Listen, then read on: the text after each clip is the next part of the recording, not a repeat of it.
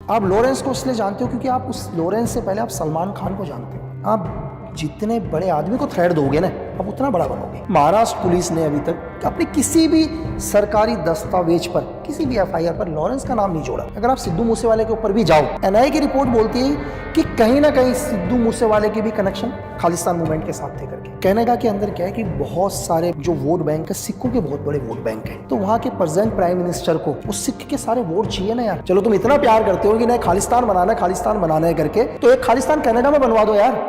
तो दोस्तों स्वागत है आपका एक और मजेदार एपिसोड में। आज का एपिसोड होने वाला है बहुत ही धमाकेदार, क्योंकि आज हमारे साथ है लकी भिष्ट सर। इनको आप सब आई एम श्योर जानते होंगे, जो लोग नहीं जानते उनको मैं बता दूं, ये एक एनएसजी कमांडो रहे हैं, हमारे देश के एक स्नाइपर रहे हैं, एक स्पाई रहे हैं, और ये वर्ल्ड के टॉप 200 स्नाइपर्स में से एक रहे हैं। इन्होंने कई वीआईपीज़ की जो सिक्योरिटी होती है उनको हेड भी करा है। तो इनका जो एक्सपीरियंस है बहुत ही क्रेजी रहा है। बहुत ही अंडर कवर मिशंस पे ये जाकर हमारे देश के लिए बहुत इंपॉर्टेंट टास्क कंप्लीट करके आए हैं।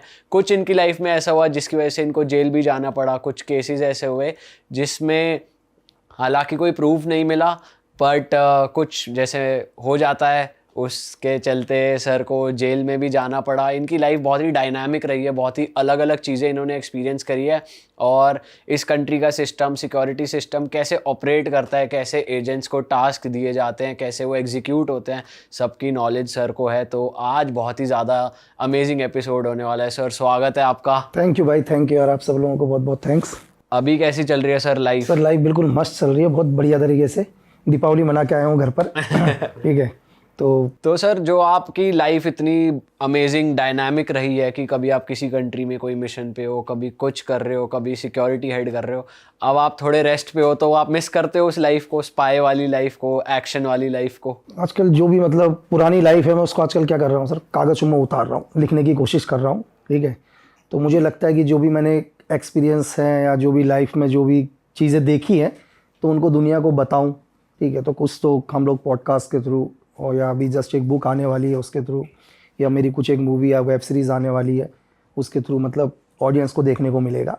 बट आप ऑफ कैमरा कह रहे थे यार मैं बिल्कुल मिस नहीं करता इसे, मैं तो कभी कहूँगा ही नहीं कि स्पाई बनो। ऐसा क्यों सर? अरे सर अच्छा एक चीज़ बताऊँ, मैं क्या बोल रहा हूँ, दुनिया में कोई भी हो, मैं हिंदुस्तानी नहीं बोल रहा हूँ, लोगों को सिंपल आदमी पसंद ही नहीं है भाई। दुनिया को वो पसंद है जिसकी लाइफ टेढ़ी मेढ़ी रही है। ठीक है। मतलब अब टेढ़ी, अब लगता इजी है, कहने को बहुत आसान है यार कि मतलब आदमी सक्सेस चीज़ें ये वो, एक आदमी मतलब यहाँ पहुँचने के लिए जो भी लाइफ गुजार के आता है ना सर, मतलब उसके कुछ घंटे भी गुजारना बहुत मुश्किल है। लोग बात करते हैं जेल, बहुत सारे लोग आते हैं यार जेल के अंदर कि 4 साल रहे करके, लोग बोलते हैं अदर कंट्रीज़ में रहे। ठीक है। किसी आदमी को जंगल में एक दिन के लिए छोड़ दो यार, तो उसको सब समझ में आ जाएगा सिर्फ एक दिन के अंदर। आज का यूथ है जिसके हाथ से मोबाइल ही नहीं हटता भाई। ठीक है। मतलब जैसे करण पैदा हुआ था कवच कुंटल के साथ, तो ये लोग मोबाइल के साथ ही हुए हैं। ठीक है। तो जब उस किसी को ये बोलना है यार कि 2 दिन के लिए भाई अपना मोबाइल को छोड़ दे, एक रूम के अंदर चला जाए, तो वो भी नहीं कर पाएगा वो। तो आप इस दुनिया से कट जाते हैं, मतलब अपने रिश्तेदार, भाई बहन, सब लोगों से एक अलग देश के अंदर जा रहे हैं यार, एक नई आइडेंटिटी के साथ। तो बहुत मुश्किल है, चाहकर भी अपने लोगों से कांटेक्ट नहीं कर सकते। मतलब अगर आपने अपने लोगों से कांटेक्ट करने की कोशिश करी तो फिर आप वापस नहीं आओगे। तो लगता बहुत है, इजी लगता है, अच्छा लगता है, पिक्चरों में बहुत ज़बरदस्त लगता है। ठीक है। पिक्चरों में लगता है कि यार हीरो वो कर रहा है करके, लेकिन रियल लाइफ में बहुत फ़र्क है सर। पर सर जैसे अगर मैं आपसे पूछूं कि किसके लिए सूटेबल है स्पाई बनना, सपोज जैसे आप एक सूटेबल थे या हो भी कि भाई हाँ भाई आप जैसा स्पाई नहीं मिलेगा पूरी दुनिया में, या फिर कह लो इंडिया में, तो कौन सूटेबल रहता है ज़्यादा? सर मेरे लिए जिसके अंदर इमोशन ही नहीं है, जो दुनिया में किसी से प्यार नहीं करता। अगर आपको मैं बोलूँ, आप कहते हो यार मुझे मेरे बाथरूम के अंदर 2 साल तक डाल दो, मुझे कुछ नहीं चाहिए, खाना दे देना नीचे से, मैं कहूँगा बेस्ट स्पाई हो यार। आपके अंदर इमोशन नहीं है किसी के लिए भी, आपको कोई फ़र्क नहीं पड़ता, कोई जिए मरे। ठीक है। तो वो बेस्ट स्पाई है यार। अगर आपके अंदर इमोशन है तो आप नहीं बन सकते ना। और वो एक सर्टेन स्पेसिफिक एज पे आप हो तभी अचीव कर पाते हो, ऐसा कुछ है? या फिर आप जैसे मतलब 25 अराउंड 25 के आसपास हो? देखो, अगर किसी को भी दुनिया की किसी भी चीज़ में डालना है, तो मेरे लिए लगता है यार एक बेस्ट है टीनेजर, क्योंकि उस टाइम आप जैसा चाहोगे वैसा ढाल लोगे उसको। मतलब हम ही नहीं, पूरा वर्ल्ड क्यों करता है सर, क्यों? मतलब अगर आपको आर्मी या किसी में भी करना है तो बोले यार 17 एज में आ जाओ करके, ठीक है, कि आपकी जब तक आप ट्रेनिंग कंप्लीट करोगे आपकी 18 कंप्लीट हो जाएगी एज, और बाकियों के लिए बोलते हैं आप ग्रेजुएशन करो, चीज़ें करो, 24-25 साल 30 साल, क्योंकि इसमें ये वो फील्ड है ना, मतलब जहाँ आपको पता है यार आप मतलब कि आप जिस काम करने जा रहे हो तो आप हो सकता है वापस ना आओ उस काम से, आपको शुरू से ही प्रिपेयर करके जा रहे हैं। अगर एक बच्चे को बोल रहे 17 साल के बच्चे को बोलते हैं, सिखाना शुरू करता है कमरे के अंदर मिलिटेंट है, मिलिटेंट को तो ऐसे मारेगा, अब उसको ये नहीं बोलते कभी भाई तू भी मर सकता है करके। अब यार एक 35 साल के आदमी को बोल दो यार आप कि यार एक मिलिटेंट है कमरे के अंदर जाना, पूरा बेवकूफ है क्या यार? सही बात। ठीक है, अगर मैं आप लोगों के साथ अभी बैठा हूँ यहाँ पर, मैं आप लोगों को बोलूँ यार मुझे यार अपनी एक अंगुली काट कर दे दो करके, आप बोलोगे ऐसा बेवकूफ इंसान है यार, मैं अंगुली काट कर दूंगा क्या?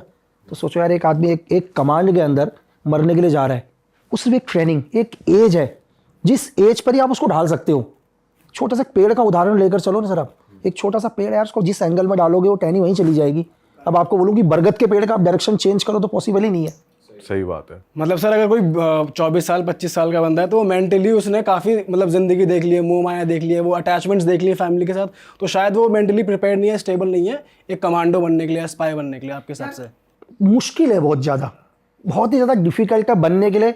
मतलब 100 में से हो सकता है एक आदमी, मैं ये नहीं कहूँगा कि यार हो सकता है कि कोई नहीं जिसको बोले मुझे तो करना ही है करके, क्योंकि बहुत सारे ऐसे लोग होते हैं। देखो अलग अलग, मैंने आपको क्या बोला कि स्पाई वर्ल्ड में बहुत सारे मिलिटेंट भी साथ में काम करते हैं। ऐसा नहीं है कि एक आपको हमेशा मिलेगा कि एक देशभक्ति क्या करता है, देश के लिए काम करता है, कभी कभी एक मिलिटेंट भी देश के लिए काम करता है। बट क्यों, रीज़न क्या है उसका?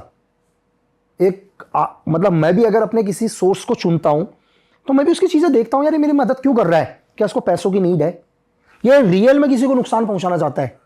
अगर मुझे अपना एक एजेंट बनाना है तो सपोज करो कि मुझे एक एनिमी को टारगेट करना है और मुझे पता है कि जिसको मैं अपना सोर्स बना रहा हूं वो मुझसे ज़्यादा नफरत करता है उससे, तो डेफिनेटली वो मेरे साथ काम करेगा। वो देश के लिए काम नहीं कर रहा है, उसको अपना बदला लेना है, लेकिन मुझे चाहिए कि मैं उसे कैसे खत्म करूं, मुझे उसकी जरूरत है। काम देश का ही हो मुझे रहा है। काम देश का ही हो रहा है, लेकिन डायरेक्शन चेंज हो गया, तरीका चेंज हो गया। सही बात है।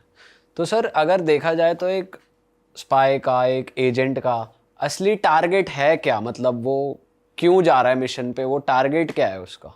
सर एक एजेंट का, एक स्पाई का, मैं हम अपने लिए नहीं बोलूँगा, पूरे वर्ल्ड को लेता हूँ, चाहे CIA का हो, MSS का हो, MI5 का हो, है ना, हमारा हो, ISI का हो, मोसाद का हो, किसी का भी एक हम पर्टिकुलर, इनका टारगेट पता है क्या होता है?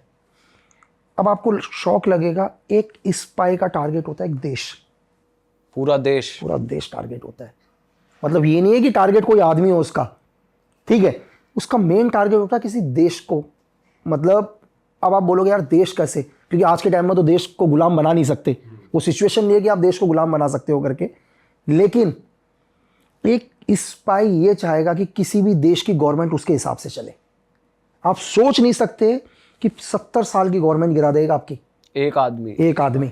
और सर इसको ऑर्डर कौन देते हैं? यार एक ऑर्गेनाइजेशन है, कोई भी दुनिया की कोई भी एजेंसी है, चाहे हमारी हो। मैं आपको एक छोटा सा उदाहरण लेके चलता हूँ कैसे, कि शायद 4 मई 1989 या 87, मेरे माइंड से थोड़ा सा वो हो रहा है, फिजी की गवर्नमेंट गिर गई थी। वहाँ की गवर्नमेंट क्या हुई, क्लब हो गई। वहाँ के जो कर्नल थे रबूका, उन्होंने वहाँ पर फिजी को क्या कर दिया, अपने हैंड ओवर में ले लिया पूरा का पूरा, ठीक है। लेकिन क्या हुआ, जब 1947 में जब हम आज़ाद हुए थे तो अंग्रेज यहाँ से क्या हुआ, बहुत सारे हिंदुस्तानियों को फिजी लेकर गए, क्योंकि फिजी उनके कंट्रोल में था और उन्हें काम करने के लिए चाहिए थे फिजी में बहुत लोग। तो जितने भी हम लोग बिहार यूपी से जितने भी लोग थे वो फिजी के अंदर थे, और फिजी में उस टाइम इंडियंस की लगभग 55% पॉपुलेशन थी। जो कर्नल रबूका था वो नहीं चाहता था, इंडियंस को लाइक नहीं करता था। जब उसने गवर्नमेंट गिराई तो उसने एक ही दिन हज़ारों इंडियंस को किल कर दिया। इसकी पूरी दुनिया, मतलब पूरी दुनिया बोल रही थी यार गलत हुआ है करके, लेकिन खुल के कोई सामने नहीं आ रहा था। लेकिन हमारे लोग थे 55% हिंदुस्तानी थे, तो हिंदुस्तान ने स्टेप डिसाइड किया, बोला नहीं फिजी की गवर्नमेंट को ही चेंज कर देंगे करके। तो वहाँ से एक ऑपरेशन स्टार्ट होता, ऑपरेशन त्रिशूल। और ये लगा लो कि 87 या 89 एक्चुअल डेट में वो है, स्टार्ट हुआ और 2002 के दशक में हमारी एजेंसी ने एक इंडियन प्राइम मिनिस्टर बना दिया वहाँ पर। मतलब कहने का मतलब है कि पूरी गवर्नमेंट चेंज कर दी। तो उनका पहला टारगेट क्या होता है, एक देश। आज आप छोटा सा एग्जाम्पल मैं आपको बता रहा हूँ, रशिया, ठीक है, यूक्रेन वॉर चल रहा है, ये दुनिया को दिखाई दे रहा है कि रशिया और यूक्रेन का वॉर चल रहा है। ये सिर्फ हमको नज़र आ रहा है। जो यूक्रेन महज 6 घंटे में ख़त्म हो सकता है, यार 2 साल होने वाले हैं यार, यूक्रेन ख़त्म ही नहीं हो रहा। सही बात है। कोई तीसरे लोग हैं जो इस वॉर को करा रहे हैं। मेरी बात समझ में आ रहा है? मतलब उनका भी टारगेट क्या है? उनका भी टारगेट एक देश है। उनका टारगेट क्या है? रशिया है कि रशिया को बैकफुट में फेंक दो करके। मतलब एक स्पाई का टारगेट नहीं होता कोई, एक स्पाई का टारगेट होता है एक देश की सरकार को खत्म कर देना, उस देश को खत्म कर देना, या किसी ऑर्गेनाइजेशन को खत्म कर देना। जैसे ISIS हो गया, या बिन लादेन के आप लगा सकते हैं, ठीक है, लश्कर तोयबा हो गया। एक ऑर्गेनाइजेशन है ना, इस ऑर्गेनाइजेशन को खत्म करना। उसके लिए ऑपरेशन में अगर किसी इंडिविजुअल को भी टारगेट करना हो तो 3 दिन में भी ऑपरेशन हो सकता है, 3 साल में भी हो सकता है, ऑपरेशन 30 साल में भी हो सकता है। ऐसा नहीं, आपको समझ में नहीं आएगा कि यार ये ऑपरेशन, उस ऑपरेशन के लिए कई सालों से प्लानिंग होती है। अगर किसी देश की गवर्नमेंट कोलैब हो गई तो ऐसा नहीं है यार कि 2 दिन पहले डिसाइड किया है, ये कई सालों की मेहनत होती है। और ये लोग क्यों करते हैं ऐसा? आप क्यों चाहोगे किसी देश की गवर्नमेंट को गिराना? ये बहुत बड़ा क्वेश्चन है ना यार। यार क्यों चाहोगे? अब हमारे बगल में देख लो ना, श्रीलंका ख़त्म, नेपाल में कंट्रोल कर लिया, बांग्लादेश वैसे ही ख़त्म हो गया। रीज़न क्या है कि एक उदाहरण के लिए 1947 से लेकर हमारे देश में कांग्रेस गई नहीं थी यार। आप कांग्रेस की सरकार देखो तो जब मुरारी देसाई जी की सरकार आई तभी कांग्रेस की सरकार गई। USSR कभी चाहता ही नहीं था ये सरकार जाए करके। आपको लगता है, हमें लगता है कि हमारी गवर्नमेंट सिर्फ हम ही डिसाइड करते हैं। हमारी गवर्नमेंट किसकी बनेगी ये कुछ और भी लोग हैं जो डिसाइड करते हैं। आज भी ऐसा हो रहा है सर? दुनिया में हर जगह ऐसा ही होता है सर। और मैं भी यही चाहूँगा। फॉर एग्जाम्पल अभी कल US में क्या चल रहे हैं, इस टाइम इलेक्शन चल रहे हैं, ठीक है, US में इलेक्शन चल रहे हैं, तो मैं भी यही चाहूँगा यार कि मेरे बेनिफिट के लिए किसकी सरकार आनी चाहिए। अगर आप ही हो, आप एक छोटा सा एग्जाम्पल लेकर दो, आप अपने मोहल्ले के अंदर एक प्रधान को खड़ा करते हो, ठीक है, प्रधान के इलेक्शन में भी 10 गुट हो जाते हैं, एक बोलता है ये प्रधान जीते, दूसरा बोलता है ये प्रधान जीते करके। उनका निजी फायदा होता है ना यार, उनका क्या निजी फायदा। अगर ये प्रधान जीतेगा तो कुछ एक ठेके इसको मिल जाएंगे, कहता है मेरा जीतेगा तो मेरे को ठेके मिल जाएंगे। इसी को आप बड़े लेवल पर ले लो, अगर US में ये प्रेसिडेंट आएगा तो मेरे देश को ये फायदा होगा, ठीक है।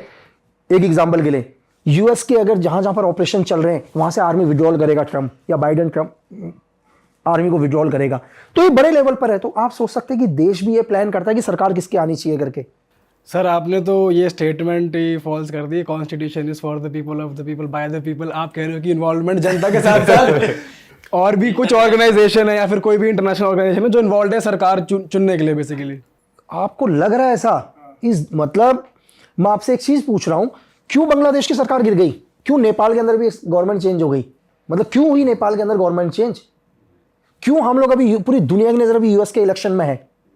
मैंने आपसे बोला ना कि जब आप अपने घर के, अपने छोटे से एक गांव के प्रधान के इलेक्शन में भी आप चाहते हो कि यार वो प्रधान बने जो आपके लिए बेनिफिट हो, या एक वो विधायक बने जो आपकी समस्याएं सुने। 2 विधायक खड़े एग्जाम्पल के लिए, एक विधायक जो क्या कहते हैं कांग्रेस वाला है उसको सपोर्ट कर रहे हैं, एक BJP वाले, एक निर्दलीय, सबके अपने अपने है ना। ऐसा तो नहीं है कि अगर एक निर्दलीय भी खड़ा होगा ना उसके साथ भी 20 लोग खड़े होंगे पीछे, लेकिन उन 20 का कुछ ना कुछ तो फायदा होगा, उसने कुछ ना कुछ तो उन्हें टॉफी दे रखी होगी, तेरे को ये करूंगा मैं। बट सर जैसे बड़ी कंट्रीज चाहती हैं कि भाई ये गवर्नमेंट हो इंडिया में या सपोज कहीं भी, तो ये जैसे लोग की तरफ देखें तो लोग अपना सोचते हैं कि मैं इसको दे दूं, मैं उसको दे दूं, मतलब एक तरफ एक व्यू पॉइंट हो जाता है कि मैं इसको दूंगा। तो बड़े लेवल पे भी ये सेट होता है कि भाई लोगों को ऐसा नैरेटिव सेट करो कि वो ही गवर्नमेंट आए कि भाई जो वो चाहते हैं। बिल्कुल आपने सही बोला। एक्चुअल में गवर्नमेंट गिरती कैसे है, कभी भी गवर्नमेंट कैसे गिराई जाती है? क्या होता है, हजारों करोड़ की फंडिंग आती है। मैं एक उदाहरण देता हूं, किसी देश के अंदर हजारों करोड़ की फंडिंग आएगी, सबसे पहले क्या होगा, एजेंसी डिसाइड करेगी, आप मिनिस्ट्री में बैठे हो, कौन कौन बिकाऊ नेता है, ठीक है, उन सारे नेताओं को खरीदा जाएगा, जगह जगह पर प्रोटेक्ट किए जाएंगे, पूरी मीडिया को खरीदा जाएगा, आपको हीरो बनाया जाएगा, ठीक है, आपकी हर चीज को हीरो बनाया जाएगा, इनकी छोटी सी भी गलती को क्या बताया जाएगा, बड़ा बनाकर दिखाया जाएगा, क्योंकि पब्लिक के दिमाग में एक आपको क्या बनाया जाएगा, एक बहुत बड़ा चेहरा बनाया जाएगा, ठीक है। तभी यार मैं आपसे एक चीज पूछ रहा हूं आपसे, आप अभी तक दुनिया में कितने नेताओं से मिले हो, बड़े लीडर से? बहुत ही कम। लेकिन आपके अंदर एक सोच तो है ना यार। फॉर एग्जाम्पल के लिए 2 नेता हैं आपके दिमाग में, एक है कि A नेता बहुत अच्छा और B बहुत बुरा है, क्या B से आप कभी मिले? किसी ने तो सोच बनाई है ना आपकी। तो कौन है जिन्होंने सोच बनाई है? कोई ना कोई तो होंगे। सही बात है। मीडिया ही ओवरऑल एक बड़ा रोल प्ले करती है। मीडिया रोल प्ले करती है, मीडिया के पीछे भी कोई है। हमें मीडिया दिखाई दे रहा है आज के टाइम में यार। मीडिया के पास चले जाओ ना, अगर मैं बोलूँ, मैं तो अगर आप मेरे से बात करें तो मीडिया भी वही छाप रही है जो उन्हें दिखाना है। कौन कहता है कि स्वतंत्र मीडिया है यार? सर इंटरनेशनल अफेयर्स की बात चल ही रही है, तो अभी इंडिया और कनाडा की बहुत वाद विवाद चल रहे हैं। कुछ किलिंग्स वहाँ पर हुई है जिसका ब्लेम यहाँ के गैंगस्टर पे डाला जा रहा है, लॉरेंस पे, और खालिस्तानी मूवमेंट रिवाइव हो रही है, हिंदूज पे अटैक हो रहा है। तो क्या इसके पीछे भी ब्रेन्स कहीं और के हैं, कुछ और क्या चल रहा है सर? थोड़ी सिचुएशन एक्सप्लेन करो। देखो, मैंने आपको बोला कि कुछ भी चल रहा होगा, ब्रेन कहीं और ही होंगे। कनाडा का जो भी आप सिचुएशंस दिखा रहे हैं इस टाइम कि भाई कनाडा में इलेक्शन, अब कनाडा के अंदर क्या है कि बहुत सारे मतलब जो वोट बैंक है, सिखों के बहुत बड़े वोट बैंक हैं, ठीक है। तो वहाँ के प्रेजेंट प्राइम मिनिस्टर को उस सिख के सारे वोट चाहिए ना यार। तो उसको कहीं ना कहीं लगेगा मैं तुम्हारे साथ हूँ करके, क्योंकि उसको ये कह रहा है कि भाई मुझे फ़र्क नहीं पड़ता, मैं तुम्हारे लिए दुनिया के किसी भी देश से दुश्मनी ले लूँगा। मेरी बात समझ में आ रहा है? क्योंकि उसका वोट बैंक है। तो कुछ एक खालिस्तानी, मतलब कुल एक खालिस्तानी जिनको भी फंडिंग है, दुनिया में हर चीज़ फंडिंग है, उनके पीछे भी कोई ना कोई है। इतना बड़ा कनाडा शायद आपके मेरे नॉलेज से, हमारे क्षेत्रफल में हमसे ज़्यादा ही है। जी जी जी। अरे यार, तुम इतने ही बड़े भक्त हो उनके, तो वहीं बना दो ना खालिस्तान, छोटी जगह दे दो उनको। चलो तुम इतना प्यार करते हो कि नहीं खालिस्तान बनाना है करके, ठीक है, तो एक खालिस्तान कनाडा में बनवा दो यार। क्यों नहीं? क्योंकि हिंदुस्तान के अंदर भी प्रॉब्लम करनी है किसी थर्ड पर्सन ने, ठीक है। उसको चाहिए अपने सरदारों के सारे वोट कि मैं तुम्हारे साथ हूं, मुझे फर्क नहीं पड़ता हिंदुस्तान मेरे साथ है या नहीं है करके, मैं हिंदुस्तान से दुश्मनी ले लूंगा लेकिन तुम्हारे साथ हूं, क्योंकि मैं वोट डालने नहीं जाऊंगा ना, वोट डालने वही जाएगा। पर सर ऐसे लेवल पे कि आपने एनिमी ही घोषित कर दिया इंडिया को कि भाई आज से ये मेरे एनिमी है, कनाडा ने जो किया है, तो ये तो बहुत ही वो हो गया ना एकदम से कि भाई एक्सट्रीम। नहीं, मैंने आपको एक चीज़ और बताऊं, जब भी बड़ी एजेंसीज के गेम होते हैं, यहाँ कोई दोस्त नहीं होता, कोई दुश्मन नहीं होता सर। सिचुएशंस के हिसाब से यहाँ दोस्त भी बदल जाते हैं, ठीक है, सिचुएशंस के हिसाब से यहाँ दुश्मन भी बदल जाते हैं। कभी हम लोग कहते हैं कि चाइना और हिंदुस्तान बहुत अच्छे मित्र थे जब मैं पैदा भी नहीं हुआ था, आज कहते हैं हम बहुत बड़े दुश्मन हैं, कल दोस्त भी हो जाएंगे सर। यहाँ फ़र्क नहीं पड़ता है, यहाँ फ़र्क पड़ता है कि बर्बाद किसको करना है। 10 खालिस्तानी खड़े हो रहे हैं कनाडा के अंदर, एक एंगल से दिखा दिया उन्होंने, हज़ारों खालिस्तानी खड़े हो गए करके। अब ग्राउंड रिपोर्ट चेक करो ना यार, किसने कहा? चलो लॉरेंस ने कि भाई लॉरेंस ने मार दिया, आप एविडेंस दो ना यार गवर्नमेंट को। यार हमारा क्यों मारेगा लॉरेंस? हमारे पास बहुत बड़ी एजेंसी है भाई, दुनिया के अंदर लाखों की फोर्स है हमारे पास। आज हिंदुस्तान के अंदर अगर आप जाओ तो वर्ल्ड के अंदर हम बहुत पावरफुल हैं सर, और हमारे को ज़रूरत नहीं है किसी थर्ड पर्सन की यार। इंडियन सोल्जर्स दुनिया के अंदर, अगर आपने कभी हिस्ट्री में आपने सुना होगा कि एक तानाशाह हिटलर ने बोला कि यार अगर हिंदुस्तान की फोर्स मुझे मिले तो मुझे पूरी दुनिया को फतेह कर लूँगा यार। तो जो चल रहा है सर, ये सिर्फ एक बड़ी राजनीति, वोट बैंक, ठीक है। तीसरा कोई और एक देश, एशिया के अंदर हम एक पावरफुल देश हैं, तो कभी वेस्टर्न या कोई और देश चाहेगा ही नहीं है कि हम आगे बढ़ें। एक छोटा सा, आप भी एक पॉडकास्ट कर रहे हैं, ठीक है, आप डेली अपने पॉडकास्ट के व्यूज़ देखते हो कितना मुझे नहीं पता, सामने वाले के देख रहे होंगे यार आप कैसे साला उसका व्यूज़ कितने आ रहे हैं करके। एक छोटे से लेवल है ना यार, वो तो देश का लेवल है भाई, आप डेली उसके ज़्यादा देख रहे हो। सही बात है सर, ये तो होता ही है, ग्राउंड रियल है ना यार। आप ये नहीं देख रहे यार कि मैं कैसे मतलब रिकॉर्ड तोड़ दूं करके, आप देख रहे हो इसके कैसे बढ़ रहे हैं यार। तो यार जब इस लेवल पर ये हो रहा है तो फिर आप बड़े लेवल पर तो। करेक्ट सर, आप कह रहे हैं कि लॉरेंस बिश्नोई का नाम कह सकते हैं कि सिर्फ यूज़ किया जा रहा है, इन्वॉल्व कोई थर्ड पार्टी है या फिर जो किलिंग्स हो रही हैं, तो सिर्फ लॉरेंस बिश्नोई का ही नाम क्यों यूज़ किया जा रहा है? और वो भी सर इंटरनेशनल अफेयर्स में, मतलब वो सीधा सीधा रॉ को भी टारगेट कर सकते थे कि रॉ ने मारा है या सीक्रेट एजेंसीज ने मारा है, बट गैंगस्टर का नाम ले लेना। नहीं, एक्चुअली क्या है, देखो सर, इस टाइम इंडिया के अंदर कौन हाईलाइट है? अब 2 साल के बाद आदमी भूल जाएंगे। अगर मैं 90 के दशक में जाऊं तो 90 के दशक में कोई और डॉन था, ठीक है, 80 के दशक में कोई और था हिंदुस्तान का, ठीक है, 24 में कोई चेंज है, 2 साल के बाद कोई चेंज होगा। टारगेट किसको करना है वो बहुत बड़ा इंपॉर्टेंट है। आप लॉरेंस की बात कर रहे हैं, मतलब आप लॉरेंस को क्यों जानते हैं? सोशल मीडिया, मतलब उसने क्या किया? एक एज ए गैंगस्टर जानते हैं कि एज ए किलिंग्स। सिद्धू मूसेवाले का असैसिनेशन, कितने केसेस हैं लॉरेंस के ऊपर? सर हमें तो यही 79 केस चल रहे हैं अभी लॉरेंस के ऊपर, 79, ठीक है। आप 3 केस छोड़ दो आप सिद्धू मूसेवाला केस छोड़ दो, ठीक है, आप सुखदेव सिंह गोगामड़ी का केस छोड़ दो, ये 2 केस छोड़ दो आप। अब मुझे बाकी के केस बताओ उसके। पता ही नहीं सर। क्यों नहीं? क्योंकि एक बड़े हाईलाइट आदमी को टारगेट किया ना यार। आप लॉरेंस को इसलिए जानते हो क्योंकि आप उस लॉरेंस से पहले आप सलमान खान को जानते हो, ठीक है, आप सलमान को जानते हो ना। एक दुनिया के अंदर एक चीज़ क्या है, आप जितने बड़े आदमी को थ्रेड दोगे ना आप उतना बड़ा बनोगे, ठीक है। तो उसने सलमान को थ्रेड दिया, सिद्धू मूसेवाला किलिंग उसके ऊपर आई। अगर आप सिद्धू मूसेवाले के ऊपर भी जाओ तो एनआईए की रिपोर्ट पढ़ो ना आप, तो एनआईए बोलती है, ये मैं नहीं बोलता, एनआईए की रिपोर्ट बोलती है कि कहीं ना कहीं सिद्धू मूसेवाले के भी कनेक्शन खालिस्तान मूवमेंट के साथ थे करके। अच्छा, ये वो बोलती है, एनआईए की रिपोर्ट बोलती है। आप नेक्स्ट किलिंग सुखदेव सिंह गोगामड़ी की देखो तो उसके भी क्या है, ये मैं नहीं बोलता हूँ कि मतलब गवर्नमेंट की चार्जशीट बोलती है यार कहीं ना कहीं लोकल डिस्प्यूट प्रॉपर्टीज के अंदर भी इन लोगों का इन्वॉल्वमेंट था करके। भाई ये तो गेम चल रहा है। एक जेल के अंदर एक आदमी है यार मेरे भाई, उसको जेल में रहना है, जेल के अंदर रहना है ना उसने, तो जेल के अंदर अपनी एक लाइफ स्टाइल भी जीनी है भाई, सब चीज़ें जीना है। 14 महीने से साबरमती जेल के अंदर है वो, और मैं बोलता हूँ कि 14 महीने से 14 मंथ से कोई उससे नहीं मिला, क्योंकि होम मिनिस्ट्री ने उसके ऊपर सीआरपीसी की 268 लगा रखी है, तो उसके लिए आप मिल नहीं सकते आप, ठीक है। उसके लिए भी क्या है, और सीआरपीसी लगाने का मतलब रीज़न क्या है, 268 लगाने का रीज़न, सबसे बड़ा रीज़न ही है मीडिया ट्रायल। इस देश के अंदर क्या मीडिया ट्रायल स्टार्ट हो जाता है, तो सीआरपीसी 368 लगी इसलिए है क्योंकि 3 रीज़न में से एक सबसे बड़ा रीज़न है मीडिया ट्रायल। भाई हर आदमी अगर आप कि लॉरेंस के पास 700 शूटर्स हैं यार, आप लिस्ट तो दिखा दो भाई, कौन सी एजेंसी ने दे दिया यार कि 700 शूटर हैं करके, कहीं लिखा तो होगा भाई। सही बात। मतलब मैंने आपको बोला कि आप वही लोग देखती है ऑडियंस जो उसको दिखाई दे रहा है यार।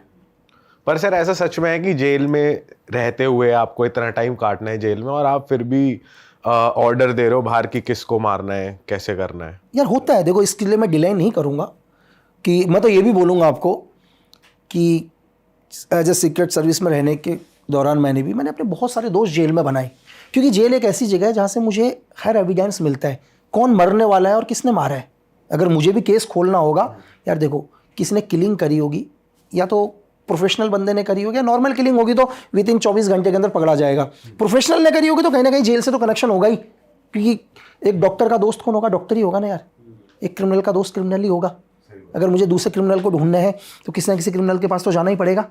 करेक्ट बात है। और सर आपके हिसाब से लॉरेंस बिश्नोई की सोशल मीडिया पे ऐसे पॉजिटिव पीआर क्यों करी जाती है? क्योंकि हम देख रहे हैं फैन पेजेस बन रहे हैं, यूथ थोड़ा सा इन्फ्लुएंस हो रहा है, तो वो पॉजिटिवनेस क्यों दिखाते हैं जबकि वो गैंगस्टर है? और यार हम लोग अभी आप एक दीवार कुछ भी लो, उस पर लिख दो यार कि इस दीवार के पीछे मत देखना, चलो 99% जाके उसी दीवार के पीछे देखेंगे। आप मतलब अब्दुल कलाम जी को क्यों नहीं पढ़ते? उनकी कहाँ है सोशल मीडिया? मैंने आपको स्टार्टिंग में बोला कि लोगों को वो देखना है जिसकी लाइफ टेढ़ी मेढ़ी है। लोगों को सीधे लोग देखने ही नहीं है। लोगों को इंडिया के आईएएस ऑफिसरों को नहीं देखने, जो इतने बड़े बड़े आईपीएस हैं उनको नहीं देखने। परमवीर चक्र जो हमारे देश के पहले परमवीर चक्र हैं मेजर सोमनाथ सर, उनको नहीं देखना। लोगों से पूछो यार कौन सोमनाथ सर है, लोगों को नहीं पता, ठीक है। मैंने आपको बोला कि लोगों को सिर्फ क्या है, टेढ़े मेढ़े शॉर्टकट रास्ते, लोगों को मतलब हीरो बनना है, लेकिन सीधे रास्ते से हीरो बनने में बहुत मुश्किल लगता है मेरे भाई। अगर आज आपको हीरो बनना है, आज आप स्टार्ट करोगे, कल आप एक साइंटिस्ट बनते हैं, कल आप एक बहुत अच्छे प्लेयर बनते हैं, एक अच्छे आईएएस ऑफिसर बनते हैं, आपकी ज़िंदगी गुजर जाएगी बनने में।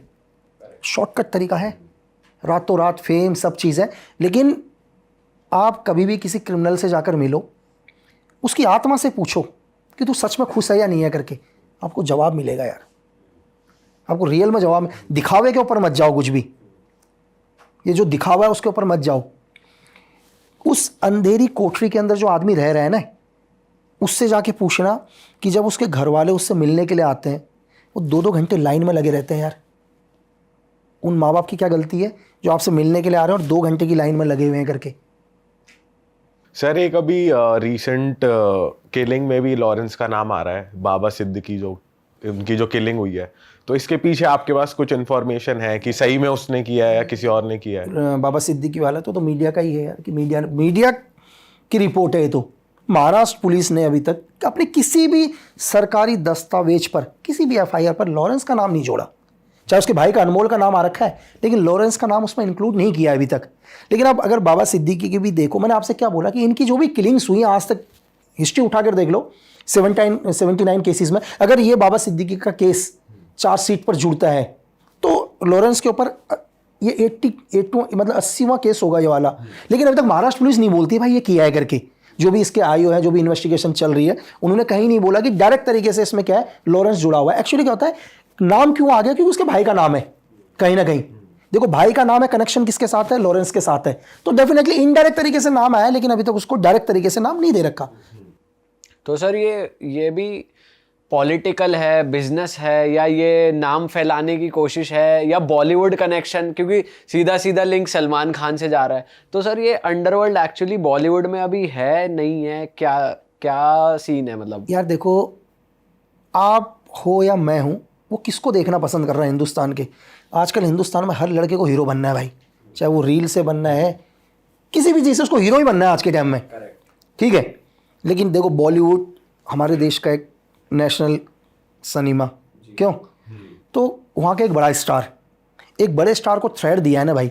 मैंने आपको बोला कि आपने जितने बड़े को टारगेट करोगे आप उतना बड़ा बनोगे। अभी मैं हूँ, अगर सपोज कल मैं एक बहुत बड़े आदमी को थ्रेड देता हूँ तो मेरा पीआर वैसे ही होता है, क्योंकि मैंने बड़े को थ्रेड दिया तो मुझे कोई नहीं जानता, लेकिन रातों रात में फेमस हूँगा। उसके बाद क्या करूँगा, चाहे उससे मुझे कोई लेना देना हो या नहीं, वो मुझे नहीं पता, लेकिन मैं 10 लोगों से पैसा निकलवा लूँगा नीचे कि भाई बात सुन, मैं सलमान को थ्रेड दिए, तू है ही क्या करके, ठीक है। तो यार मतलब मैं अभी भी आपको बोलूँगा कि जो भी आपके व्यूअर्स हो या कोई भी, भाई क्राइम का रास्ता नहीं चुनना। देखो क्राइम का रास्ता बहुत छोटा होता है, और हमारी दुनिया में पता है क्या है, हमारी दुनिया के अंदर ये बोला गया है, जब भी हम कभी ऑपरेशन में गए और हमें लगता था यार कि सर बहुत ही मुश्किल है इस टारगेट को गिराना, मतलब हमारा आना, हम वापस नहीं आ पाएंगे, तो हमारे सीनियर एक ही चीज़ बोलते थे कि विड्रॉल करो ऑपरेशन को यार, कोई बात नहीं, क्योंकि इसकी लाइफ 6-7 साल ही है बस, हम नहीं मारेंगे, कोई दूसरी एजेंसी मार देगी, कोई ना कोई मारेगी। एक क्रिमिनल मिलिटेंट, इनकी लाइफ ज़्यादा नहीं होती यार भाई, ठीक है। और पर सर जैसे सलमान के पास थ्रेट्स जा रही हैं, वो तो रियल में जा रही हैं लॉरेंस के थ्रू। देखो एक थ्रेड तो गई है, वो तो सच है, उसको हम डिले नहीं कर सकते, लेकिन उसके बाद कोई थ्रेट नहीं गई ना, ये तो कंटिन्यू फिर उस थ्रेट को आगे बढ़ाया जा रहा है। मैंने आपको बोला कि एक छोटा सा मैं उदाहरण बताता हूँ आपको। एक मित्र थे मेरे, कभी वो बहुत बड़े गैंगस्टर हुआ करते थे, तो ज़्यादातर जेल में ही रहते थे वो। तो मैंने उनसे पूछा यार, मैंने कहा चौधरी जी क्या बात है करके, आप हमेशा ही अंदर रहते हैं? तो यार बोले यार मैं जब भी बाहर आता हूँ, बोला मेरे बाहर आते ही क्या होता है, सारे लड़के एक्टिव हो जाते हैं। कोई पेट्रोल पंप में जाएगा, गाड़ी में तेल भराएगा, बोलेगा चौधरी जी ने बोला है। दारू के ठेकों में जाएगा, बोलेगा 5 पेटी दारू दे चौधरी जी को कुछ पता नहीं है, शहर पूरा हिल रखा है। मतलब कि एक बारी नाम आने के बाद कभी भी देखो, कोई भी प्रशासन होता है, एक आप चौकी इंचार्ज से लेकर वहाँ के सुप्रिटेंडेंट ऑफ पुलिस तक, वो कभी नहीं चाहता कि उसके एरिया के अंदर यार फालतू की भसड़ हो करके, क्योंकि हर आदमी ने आगे बढ़ना है, ठीक है। एक एसएसपी भी नहीं चाहता कि उसका जो एरिया हो बिल्कुल पीस हो, क्योंकि उन्हें भी डीजीपी बनना है भाई आगे। तो रीज़न क्या है कि उनको तो पता ही नहीं होता उनके नाम पर क्या क्या हो रहा है करके। मैं आपसे अभी कह रहा हूँ, आप लॉरेंस का स्टार्टिंग केस देखो 307 में ही था, 307 से ऊपर आज तक कभी कोई केस नहीं है उसके ऊपर। बाकी सारे केस तो अंदर से ही लगे ना, 120 लगे, 120 भी लगे हैं सब केसों में। तो कितने सही है कितने गलत, उसके लिए गवर्नमेंट जांच कर रही है। और बट सर आपको लगता है कि लॉरेंस मतलब एक तरीके से गवर्नमेंट के लिए काम कर रहा है, या एजेंट हो सकता है? क्योंकि पहले भी ऐसा हो रखा है 2004 में, जब छोटा राजन के शूटर्स को यूज़ करा गया था दाऊद को मारने के लिए। और या फिर ये भी हो सकता है कि क्या लॉरेंस को एक मोहरे की तरह ट्रीट करा जा रहा है कि कुछ भी करके नाम डाल दो इस पे। तो आपका टेक क्या है इस पे? देखो 1993 के बाद आपको पता ही है इनका ग्रुप अंडरवर्ल्ड का 2 हिस्सों में डिवाइड हो गया था, ठीक है। और 2004 का जो इंसिडेंट आप बता रहे हैं अशोका होटल वाला, ठीक है, उसमें दोनों वांटेड थे, विक्की मल्होत्रा और फरीद तानाशाह, दोनों के दोनों वांटेड थे, और महाराष्ट्र पुलिस ने उन्हें अरेस्ट किया। तो बाद में लोगों ने बोला कि यार कि ये दोनों के दोनों क्या करते, दाऊद को मारने के लिए पाकिस्तान जा रहे थे करके, ठीक है। तो इंडियन सीक्रेट एजेंसी ने इनको हायर किया था, ये लोगों का कहना है, ठीक है। अब मैं आपको बताता हूँ कि अभी भी क्या है, बहुत सारे लोग कह रहे हैं कि यार नहीं RNW यूज़ कर रही है। तो मैं ये कहूँगा यार भाई, RNW के पास दुनिया के बेस्ट ऑफिसर हैं, बहुत अच्छे शूटर्स हैं, बहुत अच्छे फायरर हैं, ठीक है। तो उन्हें यूज़ करने की ज़रूरत ही नहीं है किसी को। ये टोटल मीडिया ट्रायल चल रहा है और धीरे धीरे 1 आध साल के बाद बंद ही हो जाएगा। सर आपने अजीत डोभाल सर के साथ भी आप रहे हो टीम में, तो उनका बिहेवियर के बारे में थोड़ा बताओ, क्योंकि उनके बारे में हमने मोस्टली पढ़ा ही है या मतलब इंटरनेट पे ही देखा है जो देखा है। देखो आज अनएसी चीफ बैठे हैं, है ना, तो आप अगर कोई हमारे इतने बड़े लोकतंत्र देश के अगर अनएसी चीफ होंगे तो फिर मतलब ज़्यादा इस बात पर डिबेट ही नहीं करें।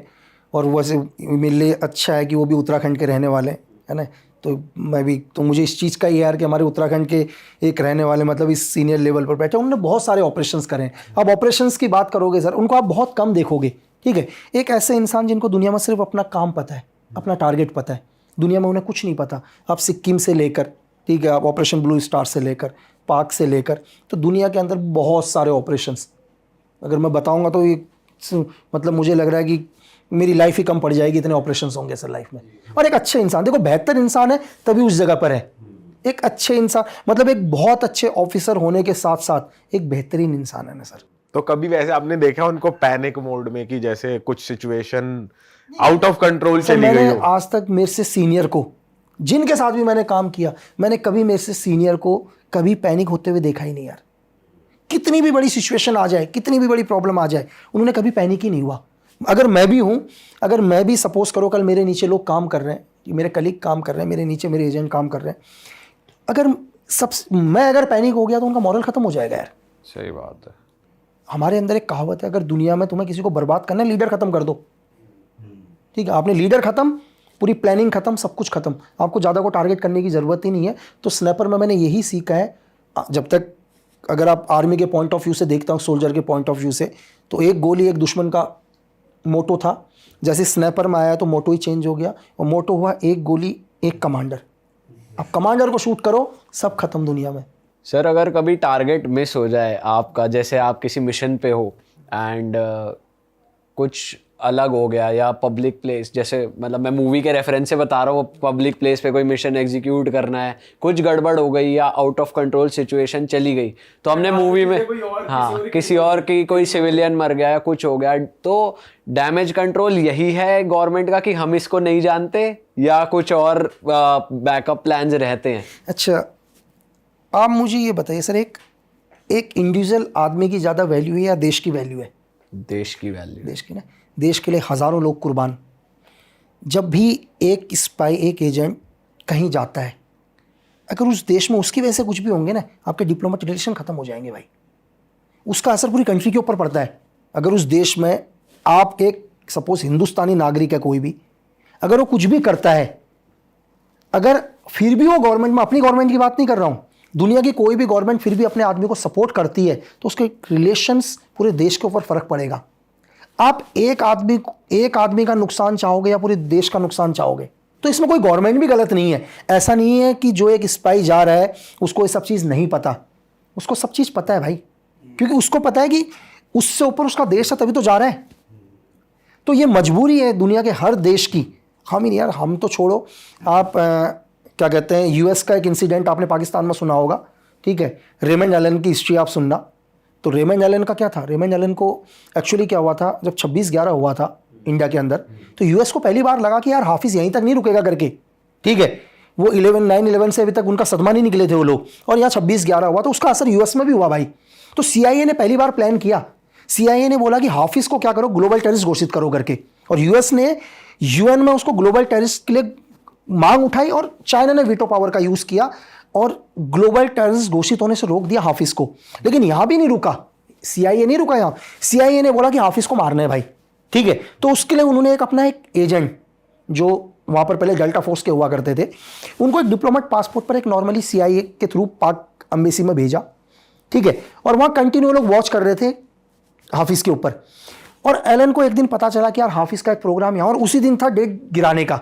लेकिन जैसे ही एलन वहाँ से निकला, रेमंड एलन वहाँ से निकला, तो ISI को पता चल गया कि हाफिज़ टारगेट है करके। तो ISI ने अपने 2 एजेंट लगा दिए पीछे। मतलब स्पाइनोस की दुनिया पता है क्या भाई? स्पाइनोस की दुनिया वो है कि आपको लग रहा है कि आप अकेले हो, आपके पीछे 100 की लाइन होगी, दूसरे को नहीं पता, दूसरे के ऊपर, मतलब ये चैन कभी खत्म नहीं होती है, ध्यान रखना, ये चैन कंटिन्यू बढ़ती जाएगी, ठीक है। जैसे एक अर्थवर्म आता ना, उसको काट दो तब भी चलेगा वो, तो ये कभी खत्म नहीं होता।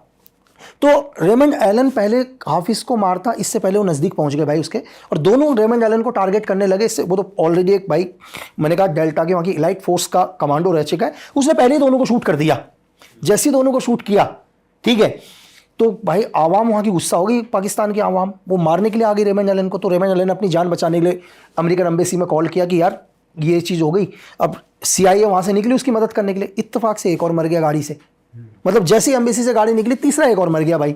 और तीसरे मरने के बाद कैसे भी करके पाकिस्तान रेंजर वहाँ तक पहुँचे, वहाँ की लोकल पुलिस, रेमंड एलन को जेल में डाला भाई उन्होंने, ठीक है। मतलब अमेरिका को भी कम से कम 3 महीने लगे अपने एजेंट को बाहर निकालने के लिए, और CIA ने अपने एजेंट को निकालने के लिए 21 लोगों की किलिंग करी है पाकिस्तान में, और सरिया लॉ निकालकर रेमंड एलन को लेकर गए। और आपको एक चीज़ और इत्तेफाक होगा सुनकर कि रेमंड एलन को निकालने के चक्कर में उन्होंने बिन लादेन को 1.5 महीना बाद में मारा। वो ऑपरेशन 1.5 महीना पहले था, डिले करना पड़ा उन्हें। डिले करना पड़ा क्योंकि बराक ओबामा उस टाइम वहाँ के प्रेसिडेंट थे। बराक ओबामा को पता था अगर हम इस टाइम बिन लादेन को पाकिस्तान में मारेंगे तो रेमंड एलन को पाकिस्तान में फांसी दे देगी पाकिस्तान गवर्नमेंट, क्योंकि इतना प्रेशर होगा पाकिस्तान के ऊपर। तो उन्होंने ये बोला कि नहीं भाई, पहले हम रेमंड एलन को निकालेंगे, उसके बाद क्या करेंगे, बिन लादेन को मारेंगे। तो एक एजेंसी ने, और अपने एजेंट को निकालने के लिए 21 आदमी को किलिंग, मतलब मैं किलिंग बोलूं क्या करूं, आज तक वो गायब है यार, मिले ही नहीं है कभी। तो आप स्पाई नोज का वर्ल्ड नहीं समझ सकते किस लेवल पर काम करते हैं। सर, एक स्पाई की लाइफ, एक एजेंट की लाइफ इतनी ज़्यादा थ्रेटनिंग होती है, इतनी ज़्यादा रिस्की होती है, तो मैं जानना चाहता हूँ इनका रिक्रूट करने की क्राइटेरिया क्या होता है? यार ये लोग क्या करते हैं, दुनिया की कोई भी एजेंसी हो, हम ही नहीं, ये लोग पहले से ही टारगेट बना के रखते हैं, ये कंटिन्यू वॉच करते हैं। आपको लगता है कि कहीं ना कहीं, फॉर एग्जांपल अगर गवर्नमेंट को ही लगा, अगर आप हमारे सबसे आज तक, अगर जो मैं बोलूँ कि हिंदुस्तान के number 1 spy Ravinder Kaushik sir की हिस्ट्री, वो एक थिएटर आर्टिस्ट हुआ करते थे गंगानगर से, हमेशा एक अच्छे प्ले करते थे, बहुत प्यारे प्ले करते थे, देशभक्ति के प्ले। तो झलक दिखती थी वहीं से देशभक्ति, उस प्ले से उन्हें एजेंसी को लगा कि यार, मतलब एक आदमी एक प्ले में अपनी देशभक्ति दिखा रहा है, तो लगा यार ये देश के लिए करना चाहता है करके कुछ। तो एजेंसी खुद हायर करती है, मतलब खुद लेगी, आपको नहीं पता चलेगा। पहले आपका वर्क देखेगी कि, मतलब डेफिनेटली आपके अंदर वर्क होना चाहिए, वो किसी भी फील्ड में हो, ठीक है, आपकी महारत किसी भी फील्ड में हो, लेकिन उससे भी बड़ी चीज़ पता है क्या है, आप अपने देश के लिए ईमानदार हो यार। हमें कुछ भी नहीं चाहिए, आप ब्रेव नहीं हो कोई बात नहीं, आपको मैं इतनी ट्रेनिंग दूंगा, आपको ब्रेव बना दूंगा यार, आपको एक अच्छा फाइटर भी बना दूंगा, लेकिन उसके लिए आपको ईमानदार होना पड़ेगा। मैं दुनिया में आपको सब कुछ बना सकता हूँ, ईमानदार नहीं बना सकता। सर, ये आपने एक एग्जांपल दिया कि थिएटर प्ले देखकर उन्होंने रिक्रूट किया, और कोई एग्जांपल्स हैं ऐसे किसी और तरीके से किसी को किया? आप ऐसे डेपुटेशंस वगैरह भी जा सकते हैं, क्योंकि देखो वो रिवील हो गए हैं तो मैंने रिवील बताया है, ऐसे बहुत सारे लोग हैं जिनको मैं रिवील नहीं कर पाऊंगा, ठीक है। और आप रविंदर कौशिक सर यहाँ से पाक जाने के बाद, लॉ करने के बाद, वहाँ के आर्मी ऑफिसर बनने के बाद एक मेजर रैंक तक रहे वहाँ पर, शायद 2001 में वो वहीं क्या कहते हैं जेल के अंदर ख़त्म हो गए। सर, यूएस ने भी अभी कुछ इनिशिएटिव किया है CIA ने कि भाई सोशल मीडिया के थ्रू वो रिक्रूट कर रहे हैं, क्या इंडिया में भी ये होना चाहिए? नहीं यार, मैं तो ये कहूँगा कि एजेंसी का मतलब क्या होगा, सीक्रेट एजेंसी का मतलब क्या हो गया सर, सीक्रेट, खुफिया। तो जब खुफिया चीज़ें हैं तो लाइफ में खुफिया ही रहें तो ज़्यादा बेटर है। इस चीज़ की क्या गारंटी है कि जो आपके पास आ रहा है वो डबल एजेंट का काम नहीं करेगा, वो पहले से प्लान ना हो। मैं स्पाई की एक और चीज़ बताता हूँ आपको कि नॉलेज इज़ पावर। मतलब अगर मुझसे कोई ये पूछे कि दुनिया की सबसे महंगी चीज़ क्या है, मेरे लिए दुनिया का, वर्ल्ड का सबसे महंगी चीज़ इन्फॉर्मेशन है। इन्फॉर्मेशन से महंगा दुनिया में कोई नूर भी नहीं है, लेकिन सही इन्फॉर्मेशन हासिल करने से ज़्यादा खतरनाक है कि कहीं आपको गलत इन्फॉर्मेशन ना मिल जाए। सही बात है। मतलब एक सही इन्फॉर्मेशन पाना बहुत बड़ी मुश्किल है, और उससे भी ज़्यादा मुश्किल क्या है कि हम अपने एनिमी तक वो इन्फॉर्मेशन पहुंचा दें जो हम पहुंचाना चाहते हैं। वो ज़्यादा डेंजर है दुनिया में, उसको करना सबसे ज़्यादा मुश्किल है। सर, एक एजेंट की लाइफ में ये भी बहुत सारे मिशंस होते हैं ऐसे जिसमें उन्हें टेररिस्ट ग्रुप्स में ज्वाइन होना होता है, उनकी तरह ट्रेन करना होता है। तो मैं आपसे समझना चाहता हूँ कि क्या हमारे इंडियन एजेंट्स को ये ट्रेन किया जाता है कि आप उनका ट्रस्ट कैसे गेन करोगे, या सपोज़ कोई हिंदू है तो वो उनकी लैंग्वेज कैसे सीखेगा, या वो नमाज कैसे पढ़ेगा, या कुछ भी, ये सब ट्रेन होता है इंडिया में? डेफिनेटली 100% कि मतलब कि अगर उसे जिस ऑर्गेनाइजेशन में प्लान करना है मतलब उसको प्लान करेंगे कि वो वहीं रहेगा, तो उसके लिए उसकी कंटिन्यू ट्रेनिंग चलेगी, ठीक है, 1 साल 2 साल 2.5 साल, जिस तरह से उसका IQ लेवल होगा और जिस रीज़न में उसको जाना है दुनिया की किसी भी ऑर्गेनाइजेशन के लिए, तो वहाँ वो प्लान होगा वहाँ पर। मतलब मैं एक कहता हूँ आपको, एक शॉर्ट में एक बात बताता हूँ कि आप जाओ किसी भी देश में, ठीक है, किसी भी ऑर्गेनाइजेशन के अंदर, आप वहाँ रहो, बढ़िया से वहाँ शादी भी करो आप, ठीक है, आपके बच्चे भी होंगे, अपने बच्चों को भी पढ़ाओ, बस एक ही चीज़ मत भूलना, अपने देश को, बाकी आप सब कुछ करो। बस ऐसे मैं नाम नहीं बताऊंगा ना, एग्जाम्पल दूंगा बहुत सारी जगह पर, तो एक ही लाइन है कि सब कुछ करो, दुनिया की हर चीज़ करो, एक बात याद रखना कि आपका देश आपके पीछे है करके। बट सर क्या सोल्जर्स को, स्पाइस को इतने पैसे मिलते हैं कि वो डबल क्रॉस ना करें या डबल एजेंट ना बने, या मतलब वैसे क्योंकि फाइनेंशियली प्रॉब्लम होगी तभी आदमी बिकता है, हर चीज़ का एक दाम है, क्योंकि देश प्रेम है तो वो देश के लिए तो काम कर ही रहा है, बट एक मतलब कोई मजबूरी होगी जिस केस में एजेंट्स भी डबल क्रॉस करते हैं। यार पहले तो सबसे पहले मैं ये बोलूँगा सर, देखो पैसे कमाने तो दुनिया में बहुत सारे बिजनेस में यार, ठीक है, बहुत है आजकल तो, मतलब मैं ये बोल रहा हूँ रील ही बहुत बढ़िया आजकल तो, रील से ही पैसे कमा लो भाई, सही बात, ठीक है, शायद जितना रील से एक आदमी एक दिन में पैसा कमाता होगा तो सैलरी भी नहीं होगी यार एक एजेंट की, जितने एक दिन की इनकम होगी उसकी, ठीक है। तो कई बार क्या होता है, पैसे से भी बहुत चीज़ें ऊपर क्या आती है, बहुत सारे लोग होते हैं, आप रेशियो देखोगे तो रेशियो पॉइंट में मिलेगा आपको, लाखों में से एक ही आदमी होगा जो डबल एजेंट का काम करेगा यार। बट वो क्यों करते होंगे? देखो उसके पीछे ज़रूरी नहीं है कि पैसा भी हो, कई चीज़ें होती हैं, कई बार क्या होता है कि आपको कहते हैं कि इस दुनिया के अंदर एक एजेंट को 3 चीज़ें नहीं करनी चाहिए, नशा नहीं करना चाहिए, लालच नहीं करना चाहिए, हनी ट्रैप से बच ले यार। हनी ट्रैप मतलब लड़की या मतलब हनी ट्रैप गर्ल्स, अगर कई बार क्या होता है डबल एजेंट बनने का क्या होता है कि जैसे हमारे एक IPS डेपुटेशन गए थे, उस टाइम लिट्टे का बहुत बड़ा चल रहा था लंका के अंदर, हमारे साउथ के एक IPS थे, RNW में डेपुटेशन थे, वो CIA की एक एजेंट उनसे मिली एयर होस्टेस बनकर, ठीक है, और कुछ टाइम के बाद वो दोबारा मिली उनसे, इंडिया में आई, इंडिया में आने के बाद उन्हें अपने साथ बुलाया, कर लिया उनको हनी ट्रैप और कई सीक्रेट्स लेकर गई। अब वो वहाँ पैसे के लिए नहीं गए लेकिन फंस गए, हनी ट्रैप हो गए ना। कुछ ऐसी चीज़ें, ऐसे वीडियोस, ऐसे फोटोग्राफ्स, उन्हें लगेगा अगर दुनिया के सामने आ जाऊंगा तो यार मेरा क्या होगा, मेरी फैमिली का क्या होगा। तो हर चीज़ पैसे का भी नहीं होता, वो मतलब कि दुनिया की हर एजेंसी वो ये चाहेगी मैं यार एक एजेंट को कैसे अपने कंट्रोल में लूँ, ठीक है। अगर आप चाणक्य नीति वही है, साम दाम दंड भेद, ठीक है, ये सब अपना लो आप। सही बात। सर एक चीज़ और है कि जैसे हम बात कर रहे थे कि देश एक्चुअली दूसरे देश भी चलाते हैं, ऐसे ही बहुत सारे बड़े बिजनेसमैन का भी नाम आता है कि ये भी देश चला रहे हैं या ये भी डिसीजन मेकिंग का एक बहुत इंपॉर्टेंट पार्ट है। और सिर्फ इंडिया ही नहीं, ग्लोबली भी बहुत बड़े बड़े बिजनेसमैन बैठे हैं। कुछ ऐसी सीक्रेट सोसाइटीज़ का भी नाम हम सुनते हैं, मुझे नहीं पता आपने सुना है कि नहीं, इल्यूमिनाटी और ये सब। तो कभी किसी मिशन के दौरान या कभी कुछ आपके अक्रॉस ऐसा कुछ आया कि भाई ये कुछ सीक्रेट सोसाइटी या बिजनेसेस हैं या जो ऐसे भी गवर्नमेंट को मैनिपुलेट कर रहे हैं? अभी मैंने आपको स्टार्टिंग में ही बोला था कि गवर्नमेंट दूसरे देश की कौन बनेगी, ये कौन डिसाइड करेगा, जिसको फ़ायदा होगा। आपको एक उदाहरण बताता हूँ कि कल US मतलब रशिया से हम कोई डील कर रहे हैं, कोई भी देश डील करता है उनसे, और हम वेपन्स की डील कंटिन्यू किससे लेते हैं, रशिया से लेते हैं।